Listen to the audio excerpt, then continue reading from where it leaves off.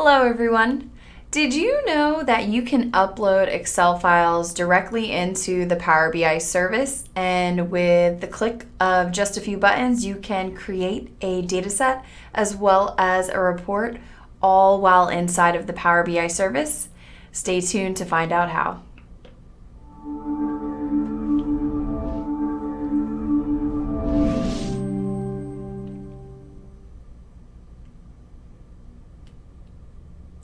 Hello everyone, my name is Angelica and I'm a trainer here at Pragmatic Works.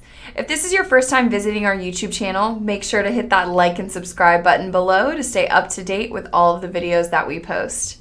Today I'm going to walk you through how to take an Excel file and bring it into the Power BI service, into a workspace, and create your own Power BI data set, and then quickly create a report.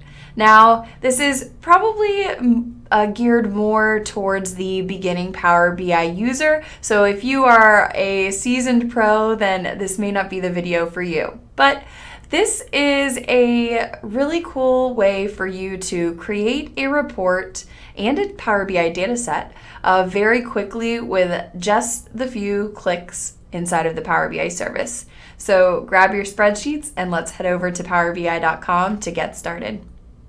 All right, so here inside of the Power BI service, you can see I am in a workspace I created just for this called Failed Banks in the US. And currently, there's nothing here, but we're going to change that in just a moment.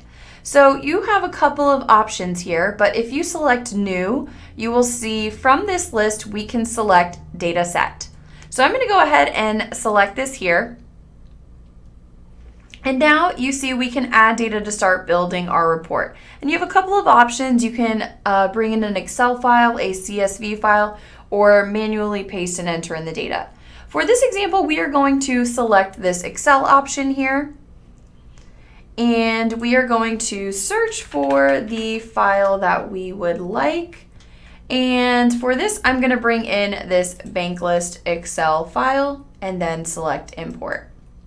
Now this was an Excel file that I had previously downloaded and made available to bring into this workspace. And you can see very quickly it's been loaded in here. I will go ahead and just briefly bring that Excel file over so you can see that inside we do have a table containing the following columns: bank name, city, state, cert, acquiring institution, closing date, and fund. All right.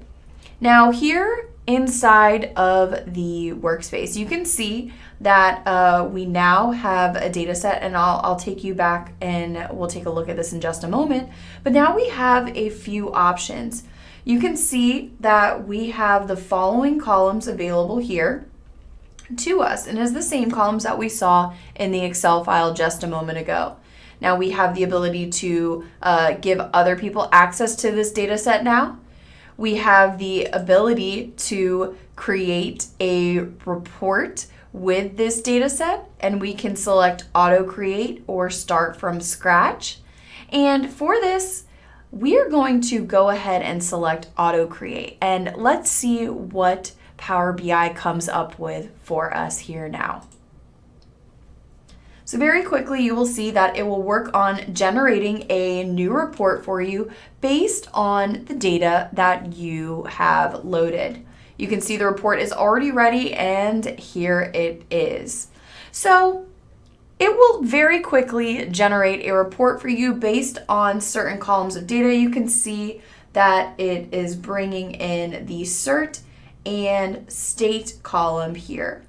Now, this might not be the best report here, but this may be useful in helping those of you who are just getting started in your Power BI report creating and just getting more familiar with the process of bringing data into the Power BI service, and maybe it can be a jumping off point for you here.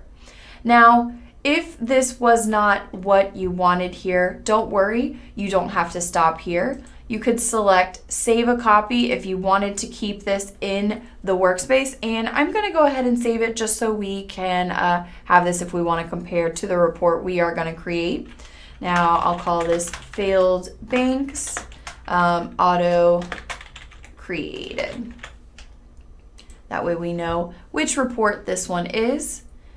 All right, that has been saved. Now let's go back to the workspace here. So you can see that report is saved here, but we also still have this data set. So this is the data set that we brought in from that Excel file.